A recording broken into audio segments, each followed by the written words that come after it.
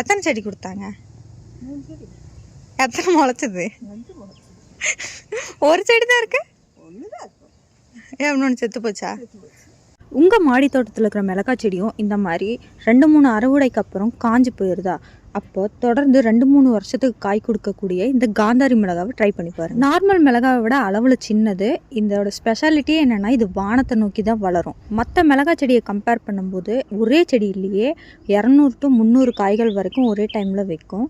தொடர்ந்து காய்கள் இருந்துக்கிட்டே இருக்கும். இதோட கலரும் பார்த்தீங்கன்னா க்ரீன், அடுத்தது எல்லோக்கு மாறும், எல்லோலேருந்து ஆரஞ்சு, அடுத்து கம்ப்ளீட்டாக ரெட்டாக மாறிடும். மாடி தோட்டத்தில் செடி வைக்க நினைக்கிறவங்களுக்கு இது ஒரு பெஸ்ட் செடியாக இருக்கும். பார்க்கறதுக்கும் ரொம்ப கலர்ஃபுல்லாக இருக்கும். நீங்கள் மண்ணில் வச்சிங்கன்னா இதை தனியாக வைக்க வேண்டாம். ஒரு செடிக்கு நடுவில் வைங்க. இது ஒரு ஊடு பயிராக வளர நினைக்கிற செடி. இதுக்கு அதிக சூரிய ஒளியும் தேவைப்படாது. இந்த செடிக்கு அதிக தண்ணீரும் தேவைப்படும். இலை சுரட்டல் மாதிரியான நோய் வராமல் இருக்கிறதுக்கு வேப்ப எண்ணெய் கரைசலை இதுக்கு நம்ம கொடுக்கலாம். பாட்டுமே 12 to 18 inch பாட்டு வச்சிங்கன்னா உங்களுக்கு நல்லாவே வளர்ச்சி இருக்கும். இந்த மாதிரி வித்தியாசமான இன்ட்ரெஸ்டிங்கான கார்டனிங் டிப்ஸ் வேணும்னா நம்ம சேனலை ஃபாலோ பண்ணிக்கோங்க. பாய்.